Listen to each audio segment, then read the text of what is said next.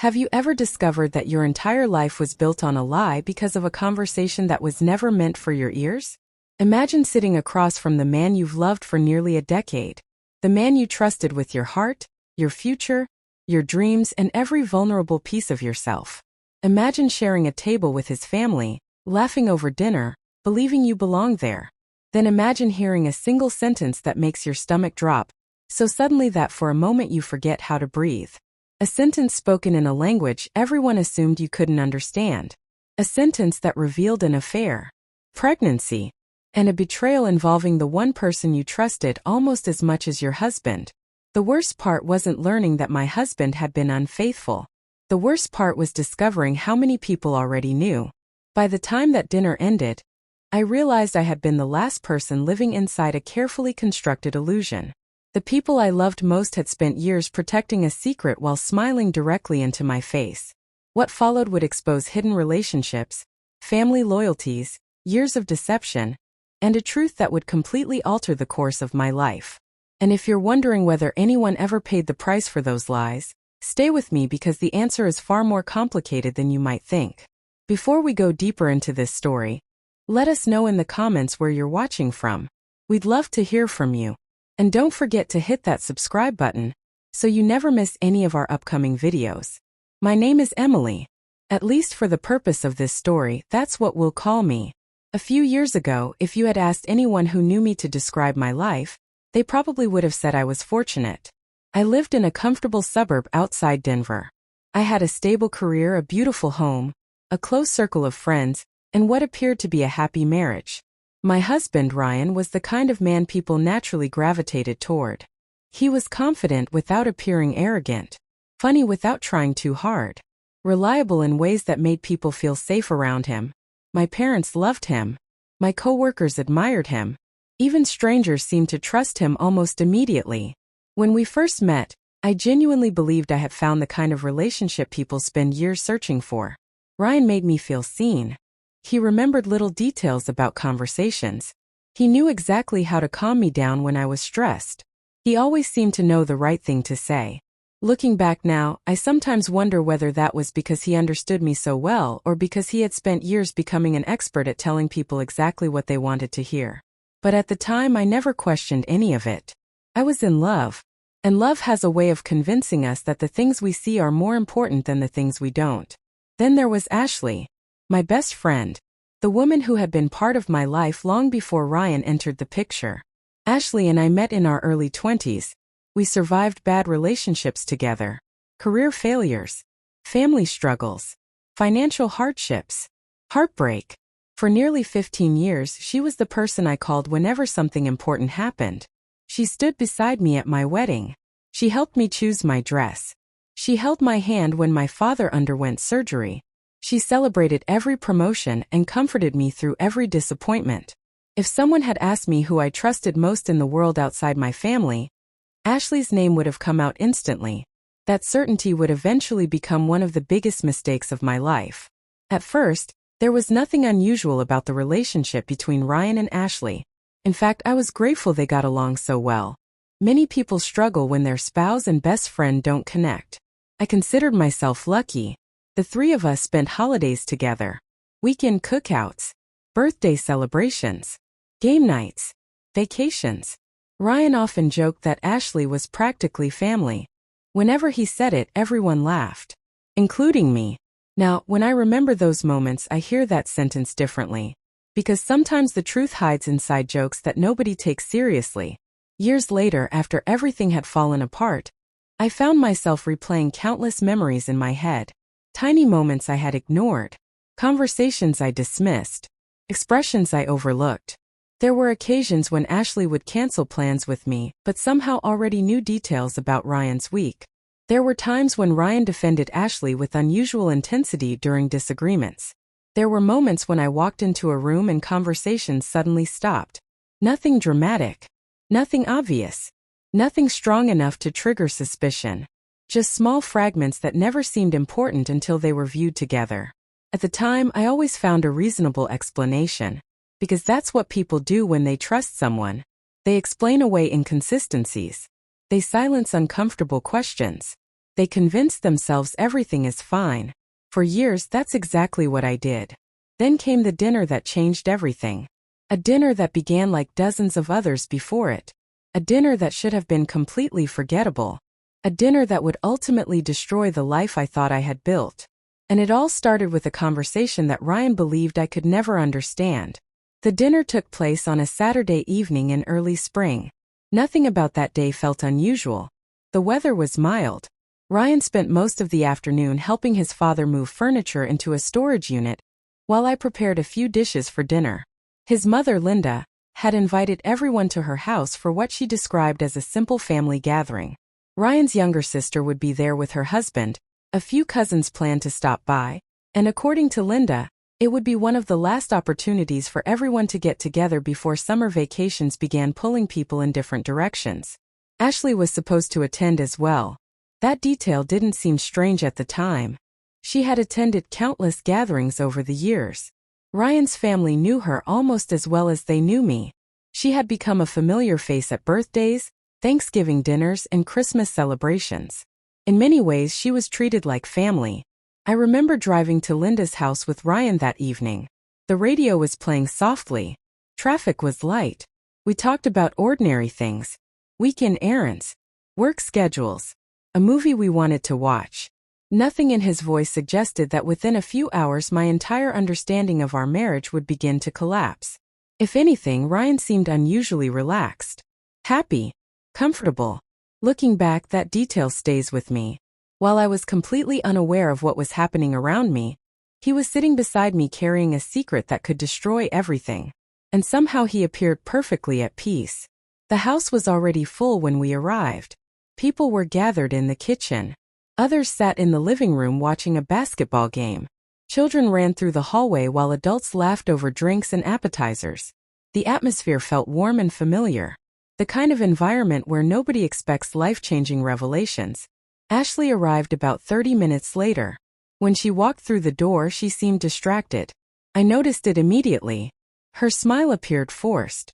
She hugged me quickly, asked how I was doing, then excused herself to get something to drink. At the time, I assumed she was stressed about work. A few weeks earlier, she had mentioned some issues with a major project. Nothing about her behavior raised alarms. But once again, when I replay that moment now, I see it differently. She avoided looking directly at me. She appeared nervous. And for a brief second after entering the room, her eyes met Ryan's. It was only a glance. A fraction of a second. But there was something inside that look I couldn't identify at the time. Now I know exactly what it was. Fear. Dinner started shortly after 7. Everyone gathered around a large dining table. Conversations overlapped. Plates moved from person to person. People laughed. Stories were exchanged. The atmosphere felt completely normal. At one point, I got up to help Linda bring additional food from the kitchen. Then I returned to my seat and continued eating while several conversations happened simultaneously around the table. Ryan was seated only a few feet away.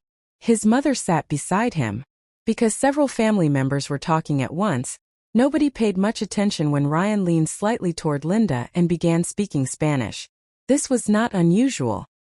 His mother's parents had immigrated from Mexico when she was young.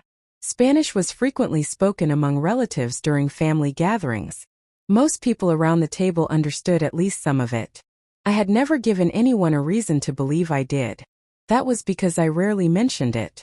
Years before meeting Ryan, I had studied Spanish extensively during college. Later, I worked for a healthcare company where bilingual communication became part of my daily responsibilities. By the time I met Ryan, I could understand conversations far better than most people realized.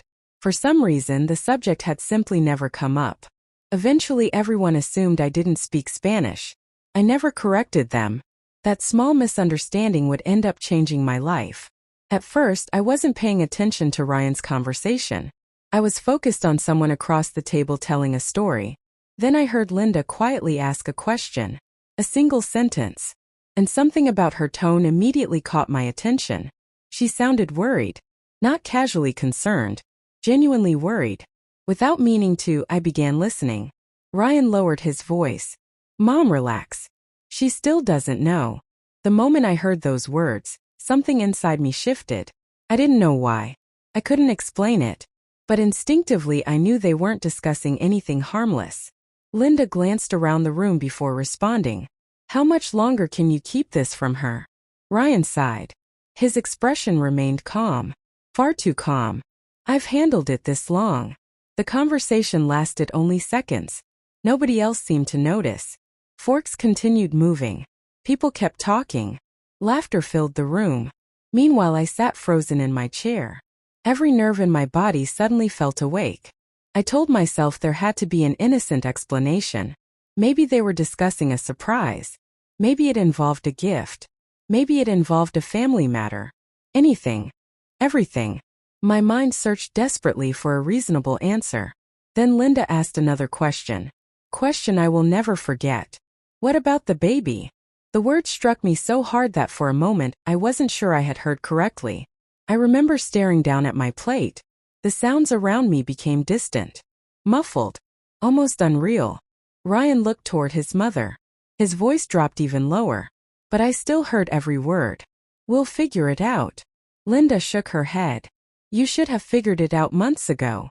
The air seemed to leave my lungs. Months ago? What exactly were they talking about? My heart began racing. I could feel it pounding inside my chest. Ryan glanced toward me briefly. Only for a second. Then he looked back at his mother. And that's when everything changed. Linda leaned closer and asked the question that shattered the last remaining piece of certainty in my life. Does Ashley still think you're leaving your wife? For a moment I genuinely wondered whether I was experiencing some kind of nightmare. Ashley. My best friend. My mind rejected the possibility immediately. There had to be another Ashley. Another explanation. Another context. Anything except the obvious. Then Ryan answered.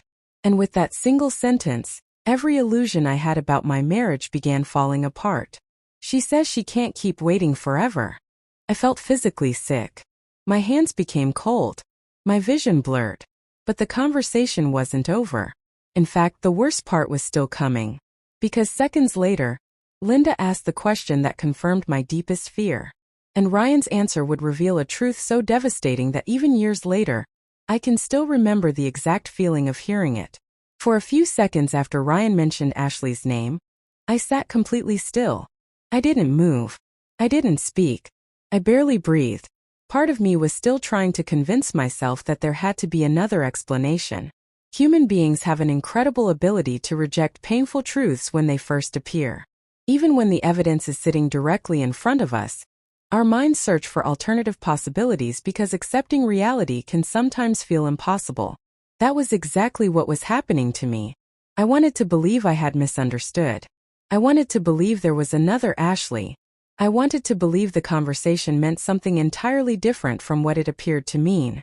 But then Linda asked the question that erased every remaining doubt. What happens if the baby comes before you've told her? The moment those words left her mouth, time seemed to stop.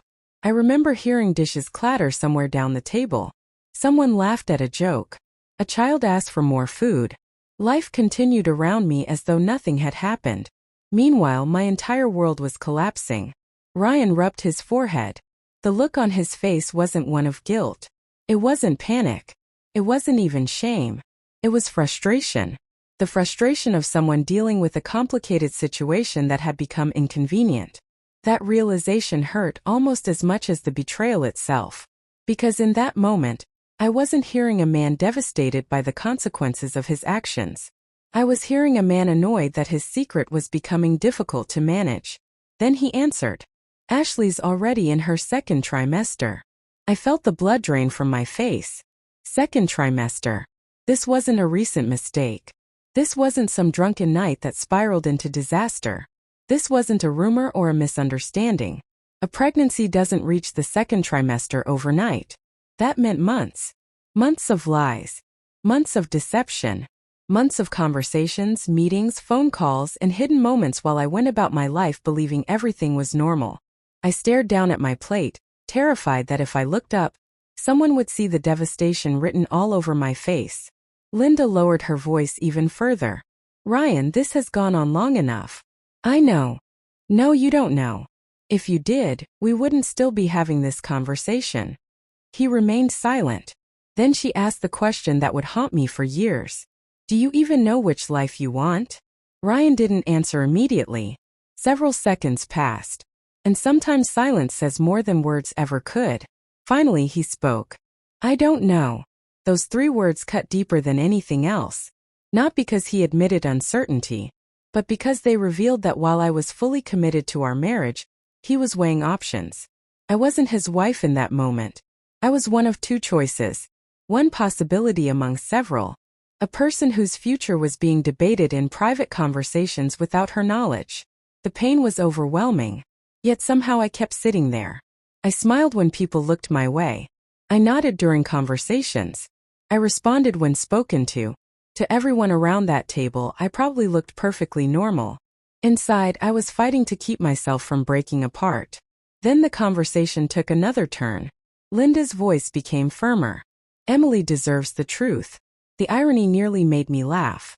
For years, this woman had apparently helped protect the secret. Yet now she was suddenly talking about honesty. Ryan shook his head. If I tell her now, everything explodes. Linda looked away. Maybe it should. That sentence stayed with me. Because it was the first indication that cracks were beginning to form even among the people hiding the affair. For the first time I sensed disagreement. Conflict. Fear. Whatever arrangement had allowed this secret to survive for so long was beginning to unravel. A few moments later, someone interrupted them. The conversation ended. Family members shifted topics. Plates were cleared. Dessert was served. To everyone else, it was simply another family dinner. To me, it felt like the end of my entire life. The next 2 hours remain a blur. I remember seeing Ashley across the room at one point.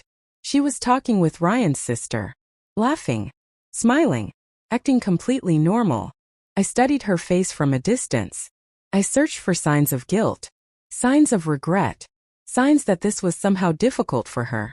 But if she was struggling, she hid it well. The woman I had trusted for nearly 15 years stood only 20 feet away while carrying a secret capable of destroying me.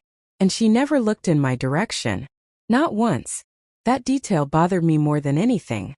Because people avoid eye contact when they're afraid of what they'll see. Eventually, guests began leaving. Goodbyes were exchanged. Hugs were shared. Cars pulled out of driveways. And somehow, despite everything I had learned, I managed to make it through the evening without confronting anyone. Looking back now, people often ask why. Why didn't I expose them immediately? Why didn't I stand up at the dinner table and demand answers? Why didn't I confront Ryan the moment we got into the car? The answer is simple. Because I needed to know how much of my life had been a lie. If I confronted him that night, he would deny everything. Or worse, he would tell me only enough truth to control the damage. No. I needed facts. I needed evidence. I needed the full story. And most importantly, I needed time. So I stayed silent. The drive home felt endless. Ryan chatted casually about dinner. About his father. About work. About a television show he wanted to watch later. The entire time, I sat beside him wondering how many lies a person could tell in a single evening without feeling anything at all. Every word coming out of his mouth sounded different now. Every smile looked different. Every gesture felt rehearsed. When we finally arrived home, he kissed me goodnight. The same way he always did. Then he went upstairs. I remained downstairs alone in the dark. For nearly an hour I sat in complete silence. Thinking. Replaying every word I had heard. Every memory from the past several years. Every strange moment that suddenly seemed important. And the more I thought about it, the more one question kept returning. How long? How long had this been happening? Because if Ashley was already in her second trimester, then the affair had been active for months. Possibly longer. Much longer. And if that was true, then there had to be evidence somewhere. People can hide secrets. But maintaining a secret relationship for that long leaves traces. Messages. Phone records. Receipts. Photographs. Mistakes. Nobody is perfect. Sooner or later, everyone leaves something behind. That night, while Ryan slept peacefully upstairs, I made a decision. I would tell no one what I had heard.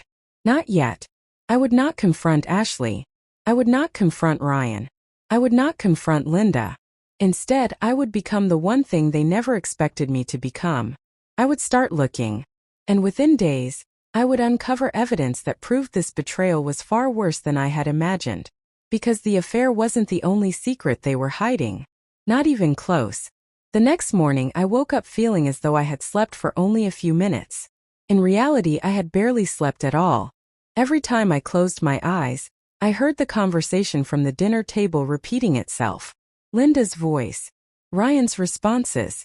The mention of Ashley. The mention of the baby. By sunrise, I had already replayed those moments hundreds of times. Ryan, meanwhile, seemed perfectly normal.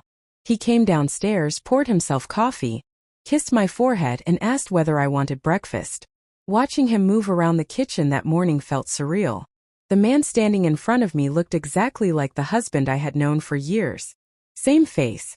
Same voice. Same smile. Yet now it felt as though I was looking at a stranger wearing my husband's skin. I kept waiting for guilt to appear. For nervousness. For some visible sign that he was carrying a secret.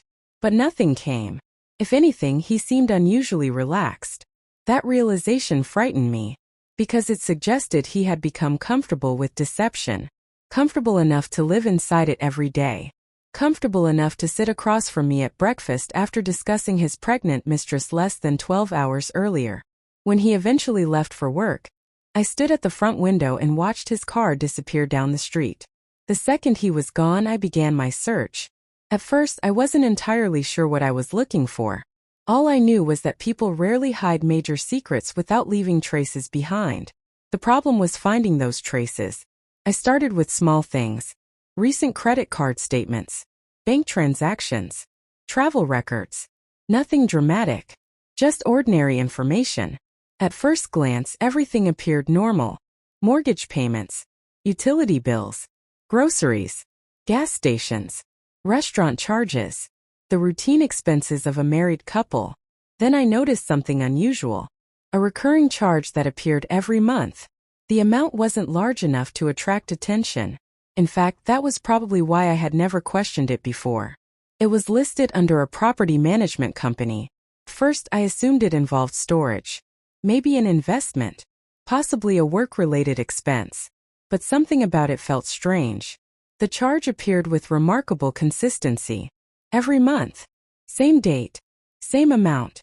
I wrote the company's name down and continued searching. Hours passed. I examined everything I could access. Most of it revealed nothing. Yet the longer I looked, the more questions emerged.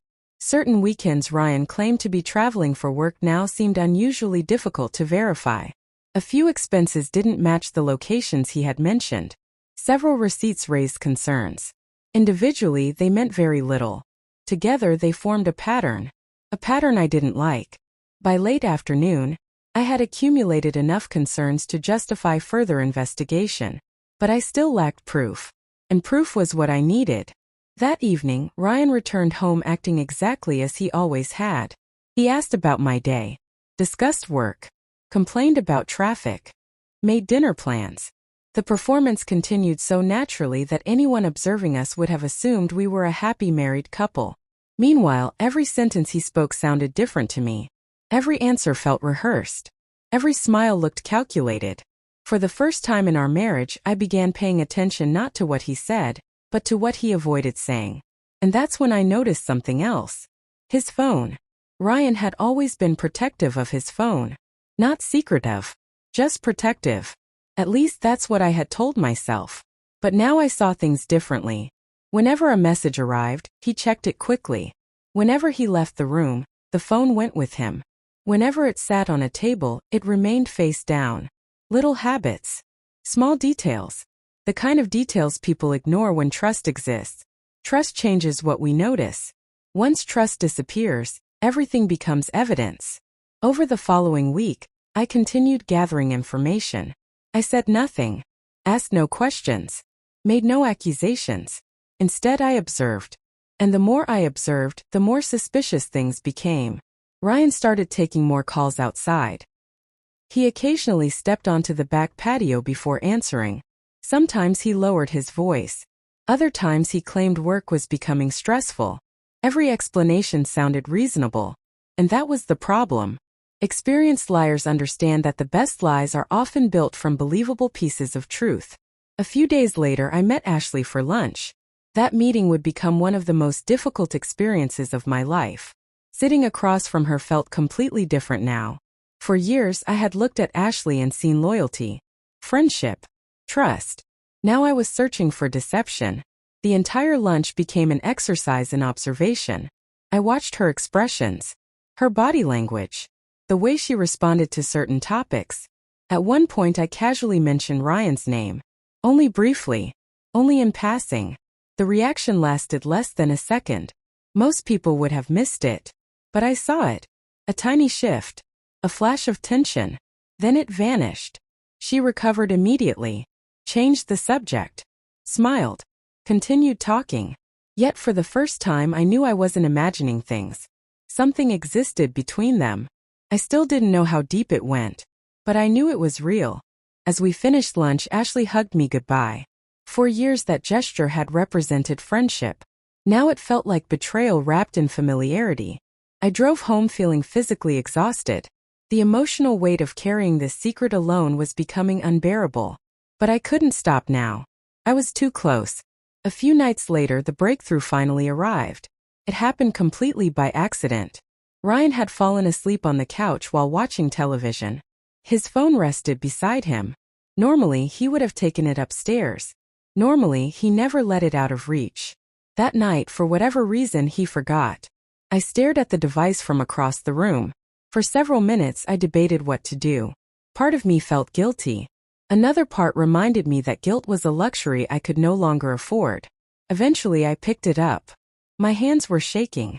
The screen lit up instantly. And what I found during the next 10 minutes would confirm every fear I had been carrying since the dinner. Because hidden inside that phone were messages.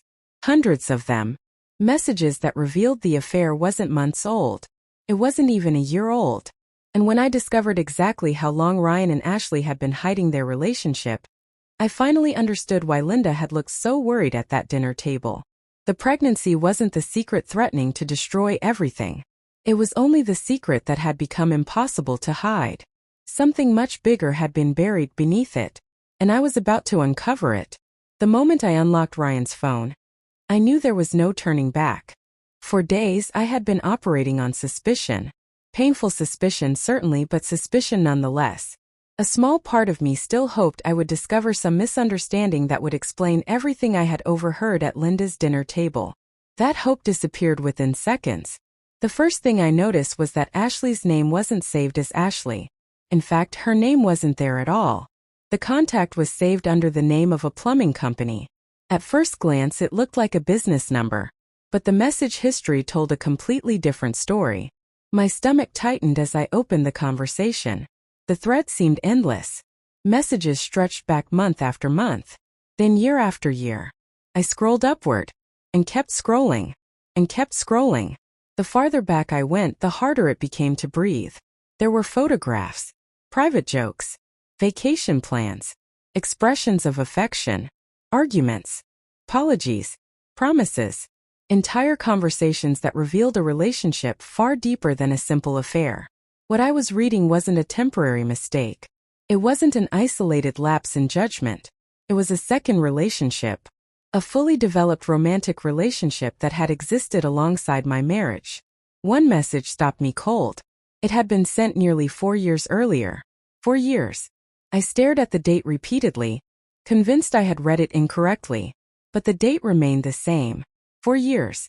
My hands began trembling. Because 4 years earlier wasn't some random point in our marriage. 4 years earlier was when Ryan and I had celebrated our 5th wedding anniversary. I remembered that anniversary clearly. We had taken a weekend trip together, shared expensive dinners, posted smiling photographs online. Friends commented about how happy we looked. Family members told us we were relationship goals. Meanwhile, according to the messages sitting in front of me, Ryan had been exchanging romantic texts with Ashley during that exact period. The realization hit me like a physical blow. I wasn't uncovering a recent betrayal. I was discovering years of deception. Years. Not months. Years. Then I found something even worse. A message from Ashley. It was dated just 3 weeks before my wedding. I stared at it for a long time before reading it again, then again, and again, because my mind refused to accept what it was seeing. Ashley had written, "Are you sure you're going through with it?" Ryan's response arrived 2 minutes later. "I have to." The rest of the exchange was brief, but devastating. It suggested their relationship had begun before I became his wife, before the wedding, possibly long before. I felt sick. For years, I had believed our marriage started with honesty and commitment. Now I was facing the possibility that it had begun with lies. That possibility changed everything. Every anniversary, every holiday, every family photograph, every memory. Suddenly nothing felt certain anymore. I continued scrolling. The messages became increasingly difficult to read. There were references to secret meetings, hotel reservations, excuses they used, stories they coordinated, occasions where Ashley worried I might become suspicious, moments where Ryan reassured her that I trusted them completely. That particular message hurt more than most. Because he was right. I had trusted them completely. Not because I was foolish. Not because I ignored warning signs. But because I loved them. And love often fills the gaps where doubt should exist. Then I found the messages about the baby. The conversation thread changed noticeably around 6 months earlier. Ashley seemed frightened, confused, unsure what to do. Ryan appeared less enthusiastic than I expected. Not because he denied responsibility, but because he seemed focused on managing the situation, solving the problem, containing the fallout. The language felt cold, strategic, practical. It wasn't the reaction of a man preparing to become a father. It was the reaction of someone trying to prevent his life from unraveling. As I continued reading, another detail emerged, one that immediately caught my attention. Ashley repeatedly referenced a place. At first I wasn't sure what it meant. She referred to it simply as the apartment. Nothing more. No address. No city. Just the apartment. One message read, "Are you staying at the apartment tonight?" Another asked, "When can I see you there again?" Then another, and another, and another. The apartment appeared constantly throughout their conversations. I immediately remembered the mysterious monthly payment from the property management company, the charge I had discovered days earlier. My pulse quickened. Suddenly everything began connecting. The recurring payment, the hidden messages, the references to the apartment, the secret meetings. It all pointed toward the same conclusion. Ryan wasn't just having an affair. He had created an entirely separate life. A place where that life could exist away from me. Away from scrutiny. Away from consequences. I wanted to wake him immediately. I wanted to throw the phone across the room. I wanted to scream. Instead, I forced myself to remain calm. Because emotions could wait. Evidence could not. I began photographing everything. Screenshots. Dates. Conversations. Financial references.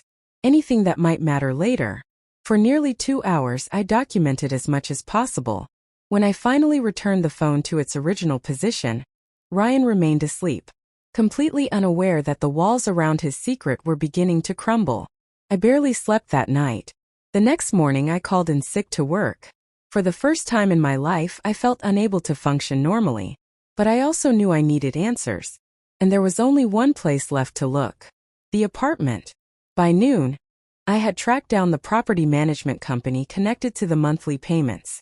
What I discovered confirmed my suspicions almost immediately. The unit wasn't located in another city. It wasn't tied to business. It wasn't connected to an investment property.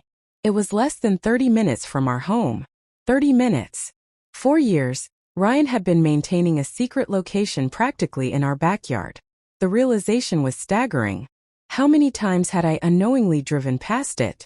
How many weekends had he visited while claiming to be somewhere else?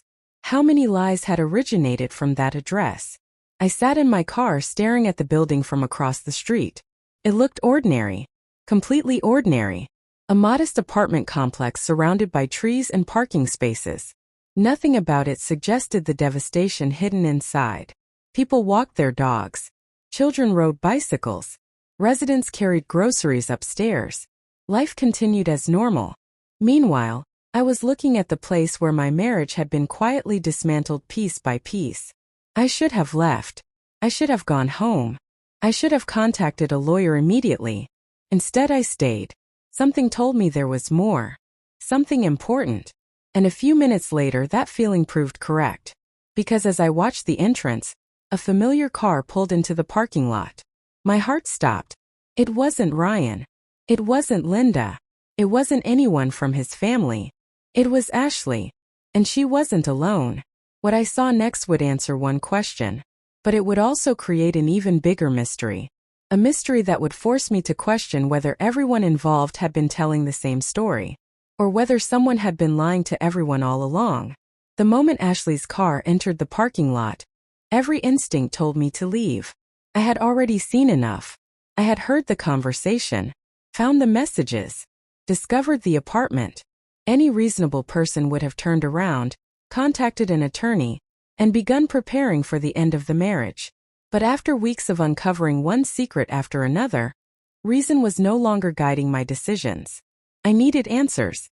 And standing across the street from that apartment complex, I felt closer to those answers than I had since this nightmare began. So I stayed. I lowered myself slightly in my seat and continued watching. Ashley parked near the far end of the building. For several moments she remained inside her vehicle. She didn't immediately get out.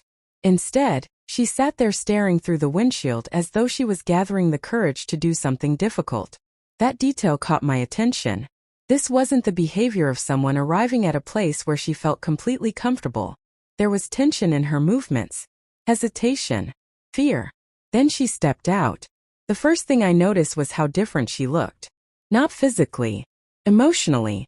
The confident woman I had known for years seemed exhausted. Her shoulders slumped. Her face appeared strained. And for the first time since all of this began, I saw evidence that she wasn't navigating this situation as easily as I had imagined. She reached into the back seat and pulled out a large envelope. Then she walked toward the building. I expected her to enter. Instead, she stopped near the entrance and looked at her watch. Waiting. For someone. My heart pounded. Was Ryan about to arrive? Was I about to witness them together? I glanced repeatedly at every vehicle entering the lot. Minutes passed. 5, 10, 15. Then another car appeared. But it wasn't Ryan's. It was a dark SUV I didn't recognize. The vehicle parked several spaces away from Ashley.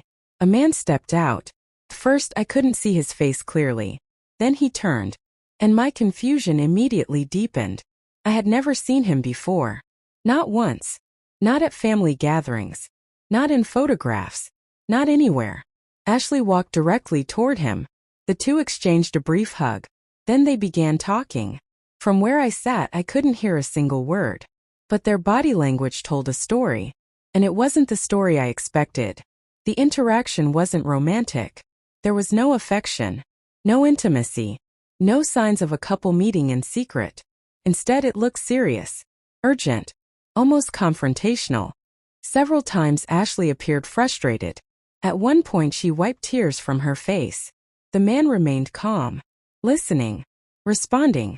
Then something happened that completely shifted my understanding of the situation. Ashley handed him the envelope. The man opened it.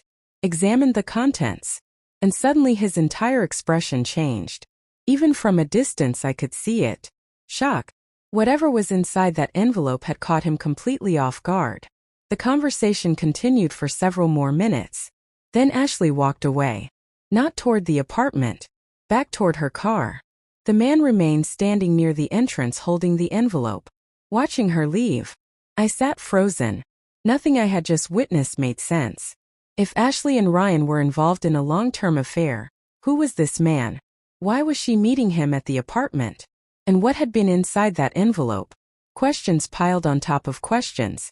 Yet one thing was becoming increasingly clear. There were pieces of this story I still didn't understand. Major pieces. As Ashley drove away, I considered following her. Instead, my attention returned to the stranger. Because he wasn't leaving. He stood near the building for several minutes before finally entering. And when he disappeared through the entrance, I made a decision that, in hindsight, changed everything. I got out of my car. The walk toward the apartment felt unreal. Every step seemed heavier than the last. Part of me knew I was crossing a line. Another part no longer cared. Too much had already been hidden from me. Too much had already been taken.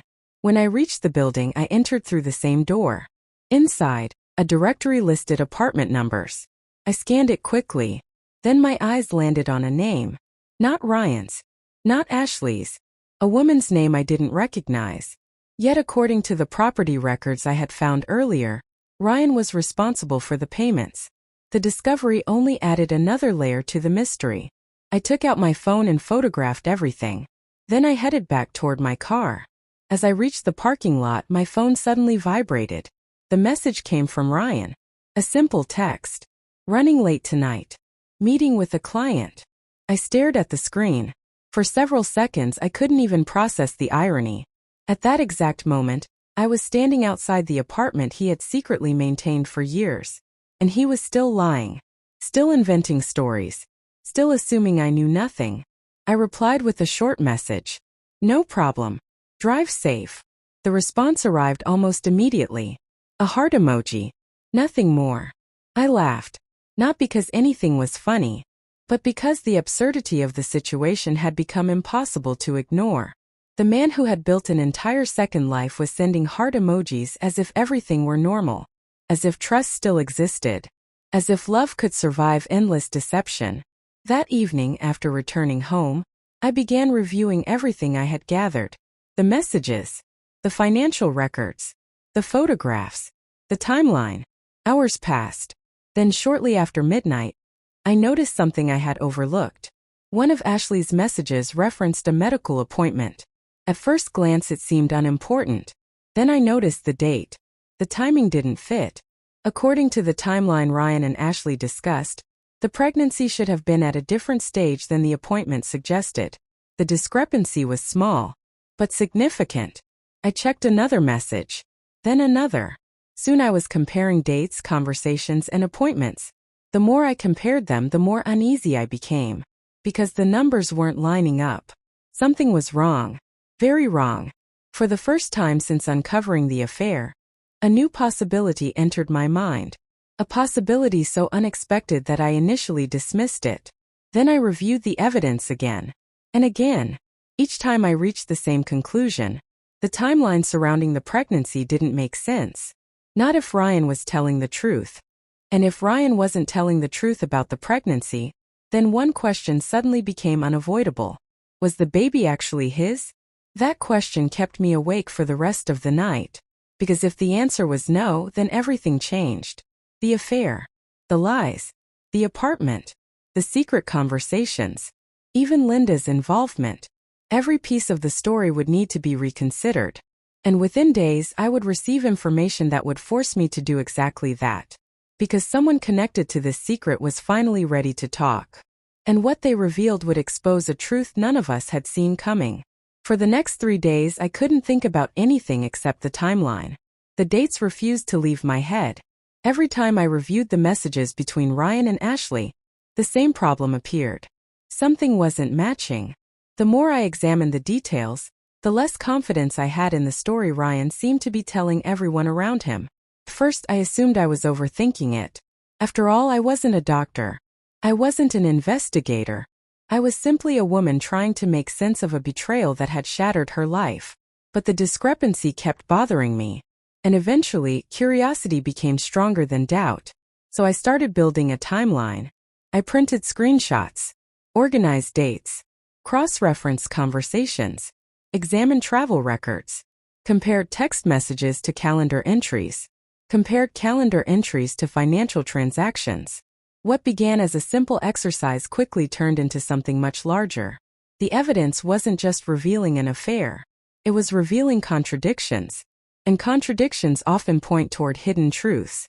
One evening, while reviewing everything again, I noticed a message from Ashley that I had previously overlooked. It had been sent late at night. Only a few sentences long. Yet those sentences changed everything. Ashley had written, "We can't keep pretending forever." Ryan responded, "I know." Then Ashley replied, "You need to tell her before someone else does." Someone else. Those 2 words immediately captured my attention. Someone else. Not before I tell her. Not before she finds out. Someone else. Who exactly was that referring to? The more I thought about it, the more significant it became. If Ashley was worried about someone else exposing the secret, then there had to be another person involved. Someone aware of the situation. Someone capable of revealing it. And perhaps someone who knew things I didn't. That realization opened an entirely new possibility. Maybe Ryan and Ashley weren't the only people carrying secrets. Maybe someone else had been watching all of this unfold from the sidelines. The next breakthrough came unexpectedly. On Thursday afternoon, my phone rang while I was leaving work. The number wasn't saved in my contacts. Normally, I would have ignored it. But something told me to answer. The voice on the other end belonged to a woman. At first, she sounded nervous. Almost frightened. For several moments, neither of us said much. Then she asked a question. "Are you Emily?" The moment she said my name, every instinct became alert. "Yes." There was a pause. Then she spoke again. "I think you deserve to know the truth." My heart immediately started racing. The woman refused to identify herself. She refused to explain how she got my number.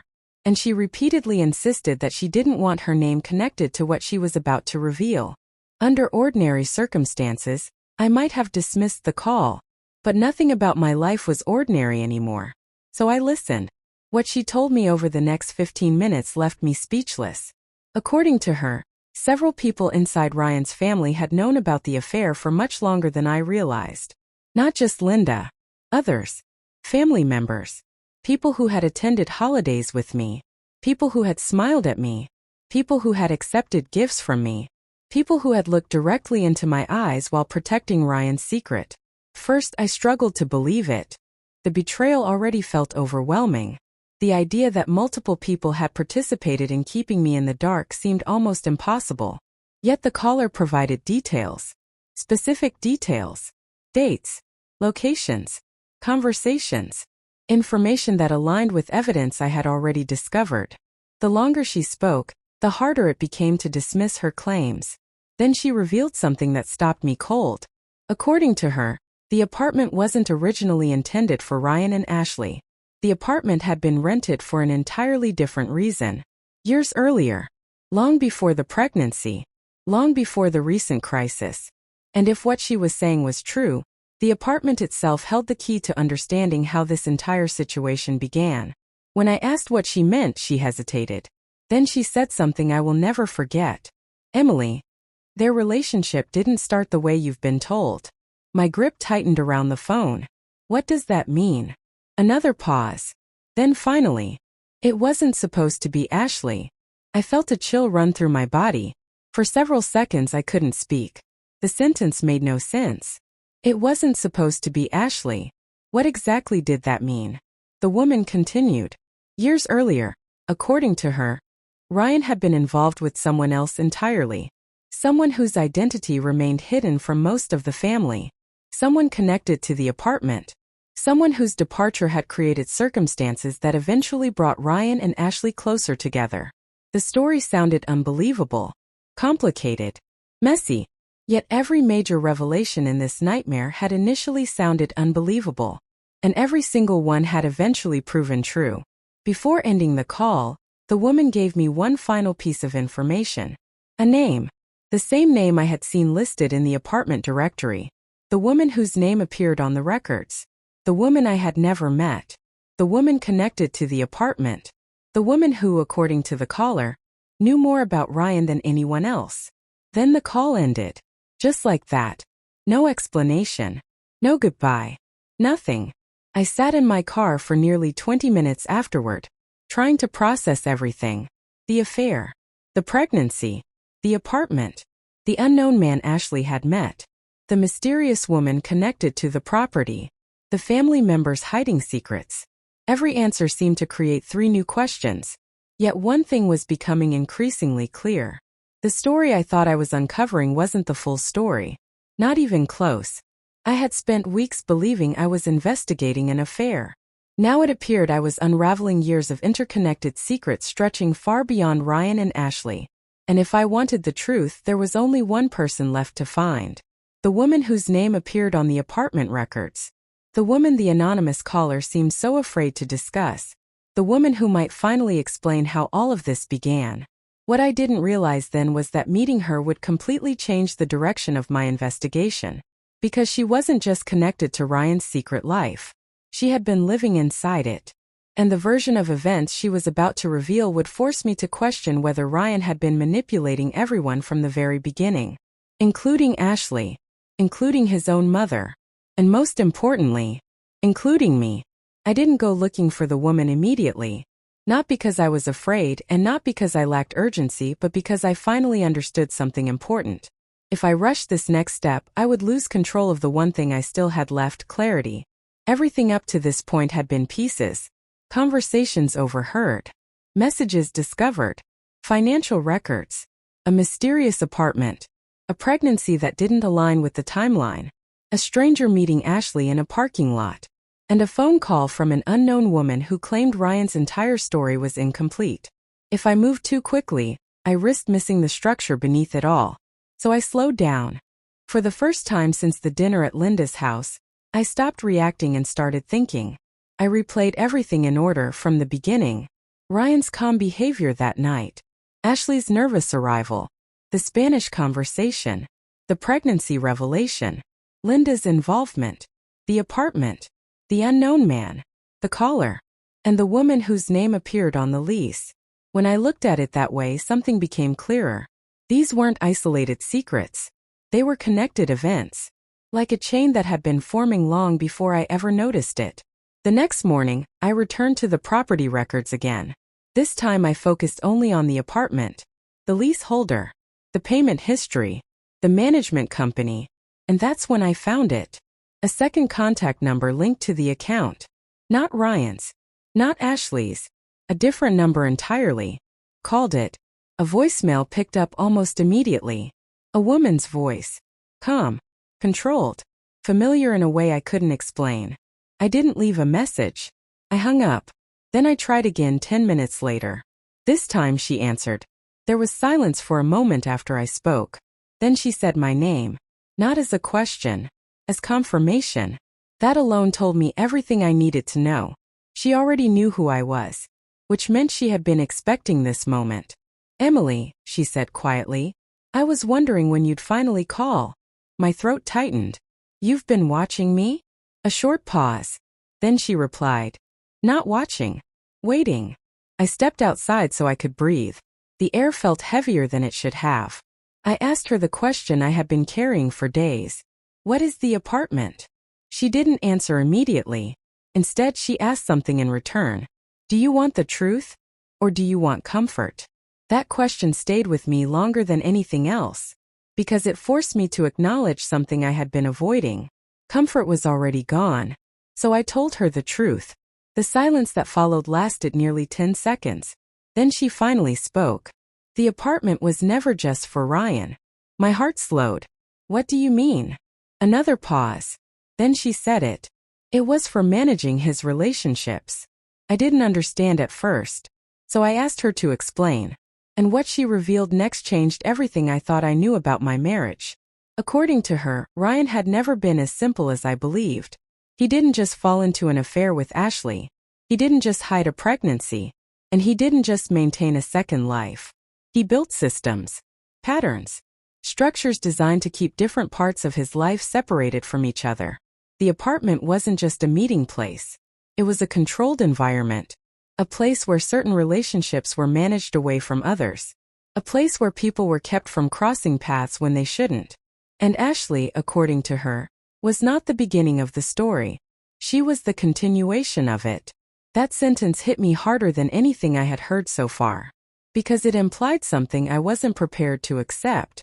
That everything I had been blaming on betrayal between two people might actually be part of something much older. Something more deliberate. I asked her directly. How long has this been going on? Her answer came without hesitation. Before you ever met him. My knees weakened slightly and I had to sit down. Because if that was true, then my entire marriage wasn't built on a foundation that cracked later. It was built on a foundation that had cracks from the very beginning. I pressed her for details. She told me that before Ashley, there had been another woman connected to Ryan. A relationship that ended quietly, without public awareness, but not without consequences. That relationship, she said, was the reason the apartment was first created. A place to contain complications. A place to control exposure. A place to keep lives from overlapping in ways that would create chaos. Ashley, according to her, entered the picture later, not as a random affair, but as someone who filled a gap that had already been established. Someone who stepped into a system that already existed. I didn't know what to say. Everything I thought I understood about betrayal suddenly felt too simple. I asked her the question that mattered most. Why are you telling me this? She hesitated, then answered. Because Ryan is about to do the same thing to someone else. That statement snapped everything into focus. There was more. Still more. A continuation. A cycle. I asked her who the someone else was, but she refused to answer. Instead, she told me something else. Something that made my stomach tighten again. If you want proof, go to the apartment tonight at 8 o'clock. Then she ended the call. Just like that. No explanation. No reassurance. No further guidance. I sat there holding the phone, trying to decide whether I was being led toward truth or deeper manipulation. But deep down, I already knew I was going. Because after everything I had seen, I could no longer ignore the pattern. Too many people were connected to that apartment. Too many lies pointed back to it. And too many stories were still unfinished. That evening, I arrived at the building just before 8 o'clock. I parked in the same spot I had watched from before. The same place where I had seen Ashley. The same place where the stranger had appeared. The same place where everything began to shift. And at exactly 8:03, a car pulled in. This time it wasn't Ashley. It wasn't Ryan. And it wasn't anyone I had seen before. But when the passenger door opened and the person stepped out, I finally understood why the woman on the phone had sounded so certain. Because the person walking toward the apartment wasn't just connected to Ryan's secret. They were central to it. And they were about to confirm the one thing I had been afraid to believe. That Ryan's betrayal was never just about cheating. It was about control.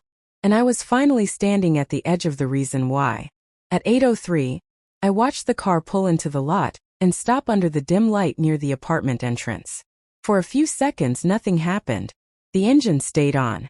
The headlights illuminated the pavement. And then the passenger door opened. The person who stepped out wasn't Ashley. It wasn't Ryan. It wasn't anyone I had expected.